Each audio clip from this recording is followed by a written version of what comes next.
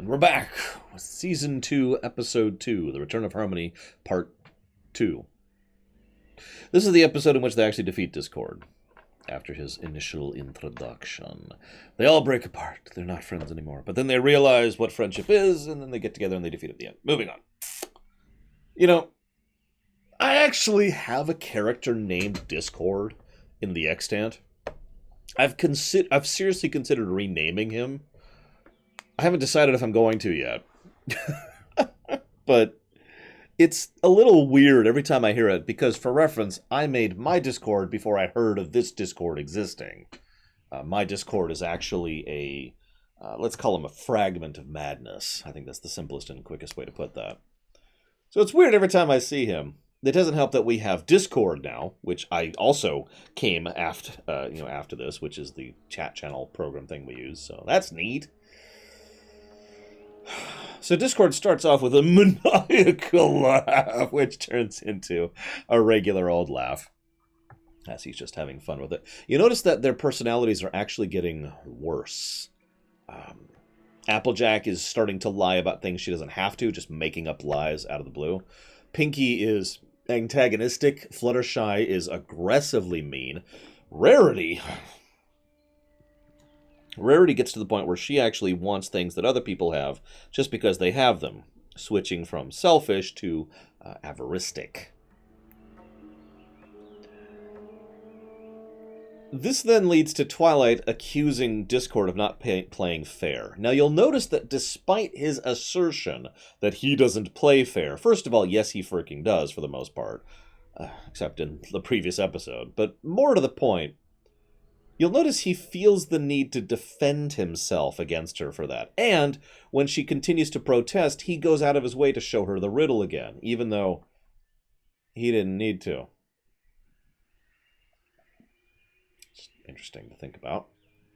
Yeah, Discord takes offense to that. It's interesting. So, there's also a scene, he's been mostly just kind of jocular for the most part, but there's this bit where he openly mocks friendship. And wonderful praise to the voice actor. I know I've already praised John Delancey, but most of his lines have just been, yeah, oh yeah, no, and I'll do this. He sounds actually like there's no humor in his tone when he makes fun of friendship. I guess you and the magic of friendship might be able to defeat me. There's just this little aggressive ugh underneath there. And that's an important point. I know this is technically future knowledge, but Discord's never had a friend. So, I mentioned the little details to the animation bump. I wanted to give a specific example. I was looking for a good one this time. There's a scene where the camera's on Twilight, and in the background we could see some of the ponies doing something, and then the camera does a very smooth and natural shift in angle and direction, while at the same time staying on Twilight, and the camera actually, her perspective shifts as if the camera moved around her. That's harder to animate than it looks. Huge props to that. Love this stuff. Now, I'm going to build up to the Twilight thing, okay? But just do me a favor and hold on to that one. So, now the day-night cycle, they're super fast, and the roads are made of slippery soap. Get it? The slippery soap. The color draining is getting worse, consequently, by the time they get home. Rarity's mane is also getting worse, which I mention as an aside, because Rarity's mane is, I mean, it's her mane. She obviously cares a great deal about that, and she's just kind of letting it go to pot. But Spike is completely thrown by everything, of course, because he has no idea what's going on. So just all of a sudden, rather than seeing the whole descent, it's just all of a sudden, hey, they're horrible. What are you doing? What are you doing? Why did you... Like, there's this great scene where, why did you do that? Because you looked so calm and peaceful. What? Huh? Like, that just doesn't logic, right? It's a nice little bit to kind of show how awful this... Yeah, by the way, no Rarity Crush. I believe we only really are going to have one more Rarity Crush, and then we're going to retire that counter for a long time, if memory serves. Anyways, so, Spike is thrown, of course. Fluttershy has stopped being any level of clever at this point. She's just going into what I like to call bullying mean. Hey, what's wrong with you? Your stupid face. There's no anything behind it. There's no power, there's no impact, there's no thought, there's no intellect. It's just, you suck, and nothing more. Yeah, stupid Sith, that's a great way to put that. Again, it shows how in dialogue, in addition to their visual elements, they are getting worse. This is also when Rarity starts actively coveting other people's things. Twilight then has to take on the entire group. Hi, Zach Taft. Takes on the entire group and wins. I don't have much to say about that, but I've known several people who point to that exact moment as evidence that Twilight is the strongest of them. Which I kind of agree with, but at the same time, I think that's mostly because Twilight is strongest because of them. Again, you can't be the element of friendship without friends, right? Anyways, I'm getting off topic. Let's talk about the main theme of the episode. And this is actually probably my favorite Aesop or theme of all of My Little Pony. And I'd love to hear Savacom's thoughts on this, and whenever she watches the VOD of this one. Because the theme of the episode is friendship is hard, but it's worth it. See, this exact moment, this reason is why I say they're not real friends yet. Because you don't know if you're real friends, until that friendship has been tested. Until something gets in between you. Until something makes you argue or disagree or get mad. As this show will continue to highlight in future episodes, when you can have an argument and disagree with your friends and then still be friends, right? But only if they're real friends. Only if there's an actual friendship there. That's why I say they weren't friends until this point, because this is the first time when they're at their worst. And I'll cover more about that in a second, but yeah, as I myself have quoted, you know who your friends really are when you're at your worst. So, this is their first contestation to their friendship. And you'll notice that Twilight gives up on it. Like, I'm not talking about when she gives up at the end, when she's like, I give up and turn gray. No, I mean, when she's like, everyone, can we just please get inside? She's not fighting for her friends. She's not trying. She's just kind of accepted the fact that this is what they are now. She is not trying to continue to be friends. She's just allowing them to slip out of the friendship zone. Because she's Twilight. She doesn't know what the hell she's doing. This is her first friendship. These are her first friendships. Let me use correct terminology here. A spy. Zach Taft. Now, I'm not blaming her per se. But yeah, again, Twilight is mostly just playing the game with Discord, not really thinking about what actually matters. Now, she gets it in the end, but she needs help to get there. I'm getting ahead of myself, though. Because what happens is they go out. Oh, by the way, real quick thing. One more point on the friendship thing. You ever heard of the term fair weather friends? That refers to people who are only your friend because there's benefit to them or because things are good.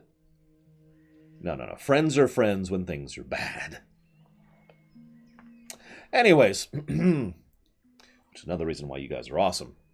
A soldier is designed to kill and defend. A spy does not kill unless they have to.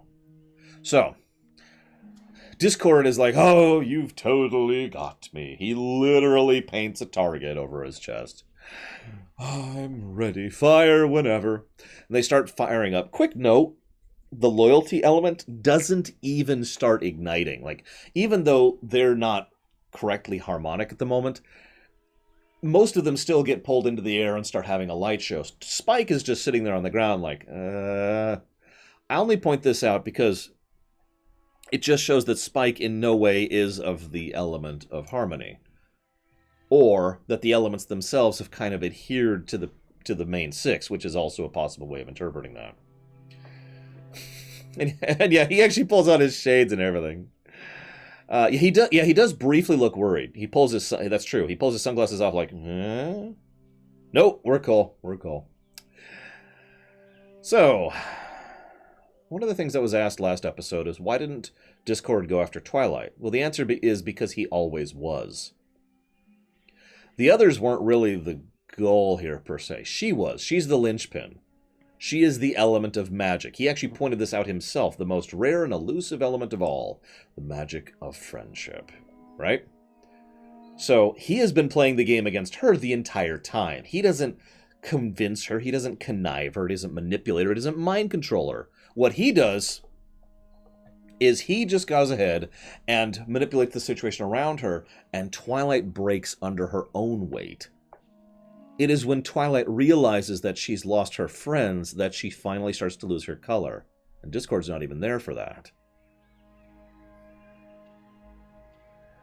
This is then further emphasized when she's walking along, slowly defeated, and he's like, hey, oh, look, this is amazing. And she's like, no, I'm just going to leave. And his reaction to that is, yes! Because he's won. That's the moment when, in his mind, victory is declared. The moment when he has successfully managed to remove Twilight from the board. So, he got there, a little cheating. Had to cheat a few times, but it's okay, he got there. This leads to her going home, and the big continuity moment of the episode, we're going to go ahead and add a continuity counter for this one. I'm just going to add one counter. She starts reciting several of the lines of dialogue from her letters that she's been sending Celestia for Season 1. We'll save it, Mr. Red. God. So, this is actually kind of cool, because, see, here's the thing. Again, of course Twilight just gives up on her friends. She's never had them before. She doesn't know how this works. Again, this is why I hate to keep emphasizing this and re-emphasizing this. This is why they weren't friends yet. Because she didn't actually cognate what being a friend meant. She thought that them being all argumentative and angry was just, well, I guess that's the end of our friendship. But it's not.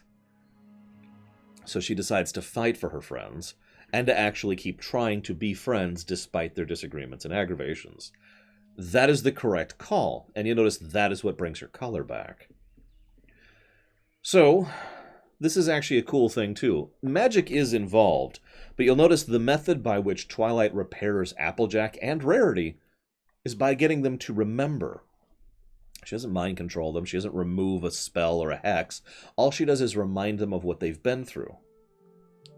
And that's what helps to lift it. Yeah, she shows them the truth, and it's like, oh, yeah, you're right. There is one exception to that. Actually, there's two, but the really big exception to that is Fluttershy. You'll notice Applejack is like, oh my god, I'm so sorry. And Rarity's like, we're never speaking of this again, because she's all embarrassed of it. Pinkie Pie finds the whole thing hilarious. By the way, Pinkie Pie says, I was turning gray, which confirms that that was actually happening in universe, not just a trick for the audience. Fluttershy says, I had the weirdest dream. I think that's significant because, again, it helps to distinguish Fluttershy, who was straight mind-controlled, console command changed, rather than everyone else who was converted. Fluttershy just thought she was going through a horrible nightmare, not actually going through it, where everyone else acknowledged it. Just interesting to think about, especially given the future. But I'll come about that much later. Rainbow Dash. So they have to go get Rainbow Dash, who's just lackadaisically not giving a damn about everything. So, now we have to get memories back to Rainbow Dash. Okay. No problem. Rainbow Dash literally flies circles around them to keep away from them. This is a bit of a cartoony moment, but I have to point out, Rainbow Dash is slowed down by carrying two other ponies. But Fluttershy, refusing, getting sufficiently angry about Discord, manages to catch her while carrying the balloon. That's pretty impressive, and also kind of gels with what we know about Fluttershy, especially in the future. If she tries, she can really push herself. It's just usually it's herself holding herself back. Hurricane Fluttershy is a great example of that off the top of my head. So, they catch her. Rainbow's like, okay. Rainbow also mentions this line. She says, I don't need you guys, which helps to show the lack of loyalty thing. What's weird, though, is when her memory is restored, when her memory is triggered, I should say, she doesn't seem to remember what happened either. This is the other exception I referenced earlier. Why do you think that is? I have a theory, but I'm curious why you think that is.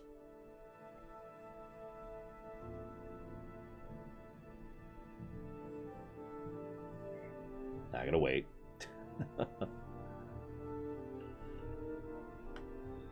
Fluttershy's buff is literally called that big meanie. All caps.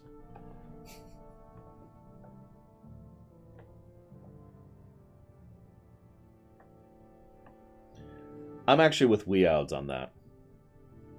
I think she didn't remember because she didn't get converted, she got split. As we kind of touched on last time, I didn't want to talk about it at length there because it's more relevant here. I think her loyalty was split, and thus, effectively, she was kind of being mind-forced too, rather than being converted into a worse version of herself. That's my take on it, anyways. Either way, it's also possible it's just bad writing. Small point. So they go, they confront Discord, and Discord is just like, okay. Really? Haven't we already been through this?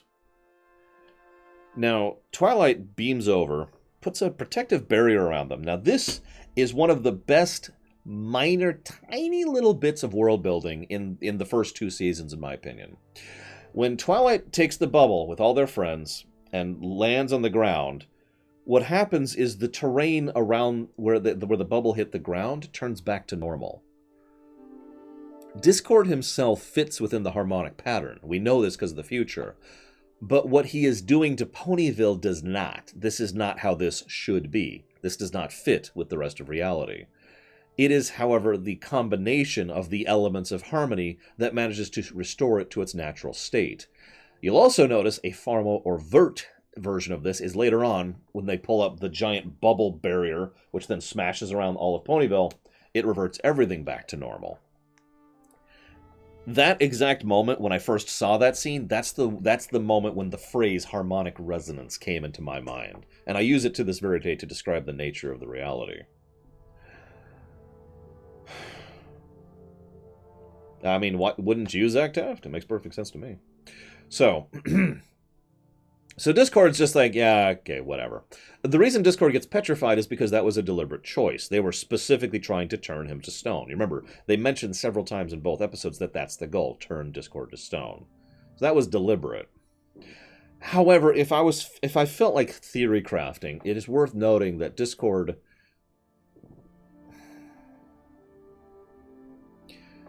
Okay, we're going to get into some metaphysics here. Is that cool with everyone? I say Discord fits within the harmonic pattern because he does, but he also doesn't yet. To put it into simplicity... Yeah, I like that, Sean. To put it into simplistic terms, Discord not fitting, Discord turning to stone, is kind of like the fact that he doesn't have his cutie mark yet. Now, he never gets a cutie mark, obviously, but my point is, as I've talked about before, the idea of finding and deciding who and what you are and where you fit in the pattern is part of what actually makes your cutie mark manifest, right? So, the idea here is that he himself doesn't yet fit, that he has not grown up enough or become cognizant enough, or basically has not chosen to fit in with the pattern yet. Why would he? He's Discord. And as we learn more in the past about, or excuse me, in the future about his past, we'll see that he was kind of aggressively anti-fitting in for a long time. But in the future, yeah, the Fluttershy thing, the friendship thing, and he decides to fit in. Interesting to think about. Just, that's my take on it.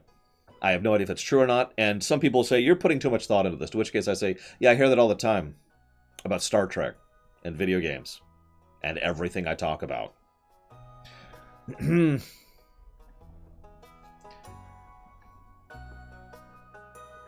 don't know, Baron. Probably not, if you think about it. So the bubble, reversion, he realizes too late, statue. And then the episode basically ends, because what we have after that is a frickin' A New Hope moment. I mean, even the music sounded kind of like it was trying to style itself after John Williams' score back in A New Hope. Dun, dun, dun, dun, dun, dun, dun, dun. I mean, come on. Okay, I get it, whatever. Anyways. Yeah, totally A New Hope moment. But they have a new, what do they call that? Glass panes? glass panes that have a design to them. There's a term for that, and I can't think of it. I keep calling them mosaics, but I don't think that's the correct terminology for that. I mean, stained glass vitrals? Is that what it's called?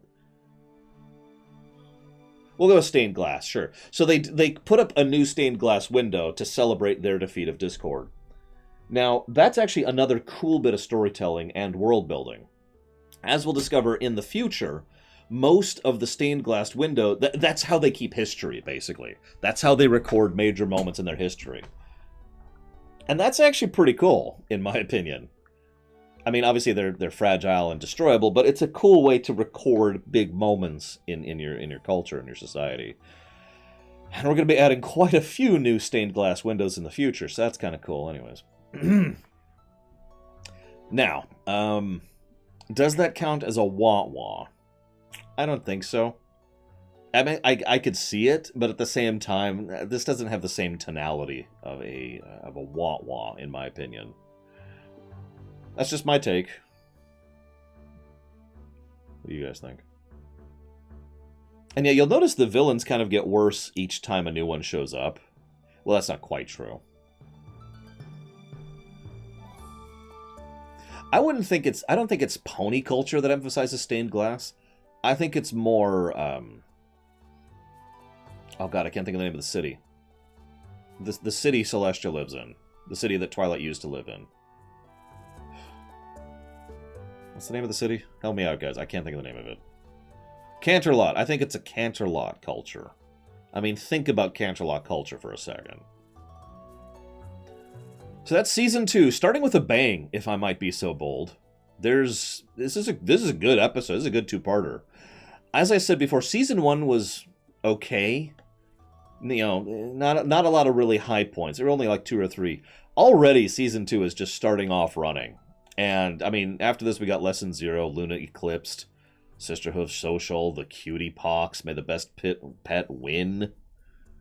I mean, there's some really good episodes in Season 2. I'm looking forward to this. But for right now, I'm going to go ahead and chop off the local recording.